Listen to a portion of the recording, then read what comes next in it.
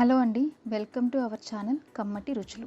ఈరోజు మనం వెల్లుల్లి కారం ఎలా తయారు చేసుకోవాలో నేర్చుకుందాం.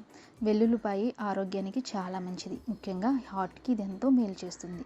అయితే వెల్లుల్లి కారం ఎలా తయారు చేసుకోవాలో చూసేద్దామా. ముందుగా ఒక మిక్సీ జార్ పెట్టుకొని చక్కగా వలిచి పెట్టుకున్న వెల్లుల్లిపాయలు, 1 టేబుల్ స్పూన్ ఉప్పు, 2 టేబుల్ స్పూన్స్ కారం, 1/2 టేబుల్ స్పూన్ జీలకర్ర వేసుకుని మెత్తగా పేస్ట్ అయ్యేంత వరకు గ్రైండ్ చేసుకుందాం.